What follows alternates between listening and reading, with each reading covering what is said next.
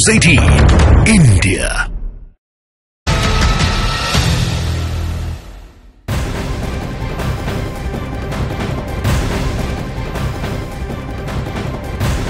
नमस्कार, आपके साथ मैं हूं सबीना तामंग। देशमुख, देश और दुनिया की हर बड़ी जरूरी खबर पर अपडेट के लिए हम हाजिर हैं। नमस्कार, मैं हूं आपके साथ सपना शुक्ला। इस वक्त पूरे देश में चर्चा सिर्फ और सिर्फ नीतीश कुमार की हो रही है, क्योंकि नीतीश कुमार एक बार फिर से पलटते हुए दिखाई दे रहे हैं। इससे पहले कई बार उन्होंने पलटी मारी, लेकिन एक बार फिर से उनकी तरफ से पलटी मारी जा सकती है। लेकिन तारिक अनवर कांग्रेस के नेता हैं और कह रहे हैं कि ऐसा पहले भी कर चुके हैं, अगर फिर किया तो जनता विश्वास नहीं करेगी। तो बिहार में ये सियासी घमासान मचा हुआ है। इस पर कांग्रेस नेता तारिक अनवर का बयान सामने आया है। दरअसल उन्होंने कहा कि नीतीश कुमार पहले ही कई बार पाला बदल चुके हैं, फिर बदला तो जनता उन पर भरोसा नहीं करेगी। अगर नीतीश गए तो ये गठबंधन के लिए एक झटका होगा, और झटका इसलिए होगा क्योंकि वो नीतीश कुमार ही थे कि कैसे सभी पार्टियों को एक साथ लेकर आ रहे हैं। बिहार में सबसे पहले गठबंधन की बैठक हुई तो नीतीश कुमार थे सबके केंद्र में, फिर उसके बाद एक और बैठक होती है, नीतीश कुमार उसके केंद्र में होते, लेकिन नीतीश कुमार ही अब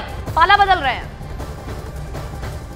पहले ही 2 बार वो पाला बदल चुके हैं, अब अगर तीसरी बार वो पाला बदलेंगे तो बिहार की जनता की नज़र में जो उनका एक छवि है वो ख़त्म हो जाएगी और लोग फिर उन पर विश्वास नहीं करें। इंडिया गठबंधन में और भी तमाम पार्टियां हैं और वो सब मिलकर ऐसा अगर स्थिति पैदा होगी, उत्पन्न होगी, तो उसका सामना करेंगे। क्योंकि हम एक पॉलिटिकल पार्टी है, हर पॉलिटिकल पार्टी हर स्थिति का जो चुनौती जो भी आएगी उसका सामना करेगी।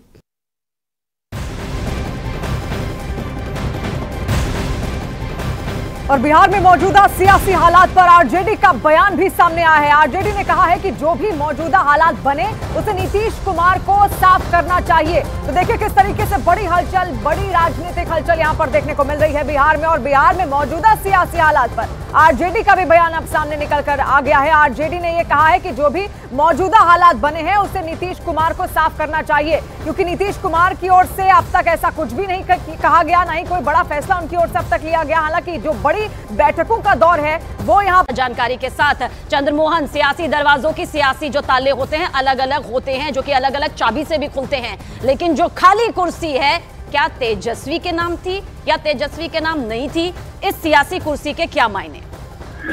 बिल्कुल, देखिए जो राजभवन में अभी हाईटी का कार्यक्रम है, ये अमूमन यादव नहीं दिखाई दे रहे हैं। आमतौर पर तेजस्वी यादव को आना चाहिए, क्योंकि जो भी डिप्टी सीएम रहता है वो आता है। और जो नीतीश कुमार के ठीक बगल में अशोक चौधरी जहां बैठे हैं वहां उनकी कुर्सी थी जहां पर वहां उनको बैठना था, लेकिन तेजस्वी यादव नहीं यहाँ पर पहुंचे, तो उस जगह पर अशोक चौधरी आकर बैठ गए। और ठीक उसके बगल में विजय सिन्हा जो नेता प्रतिपक्ष अभी मौजूदा हालात में हैं उनको बैठाया गया है। और बीजेपी के तमाम जो विधायक हैं, नेता हैं, वो यहाँ पर दिख रहे हैं। तो साफ तौर पर समझा जा सकता है कि बिहार की राजनीति किस ओर करवट ले रही है, क्योंकि साफ तौर पर जो तस्वीरें अभी राजभवन में दिखाई दे रही हैं यह बता रहा है कि आने वाले दिनों में बिहार में किस करवट राजनीति अभी लेने वाला है। क्योंकि अभी जो बीजेपी के तमाम विधायक हैं वो यहाँ पर पहुंचे हैं, कांग्रेस के कोई अभी नेता यहाँ पर नजर नहीं आए हैं, और आरजेडी के अब तक नेता यहाँ पर कोई भी नजर नहीं आ रहे हैं। एक चीज और,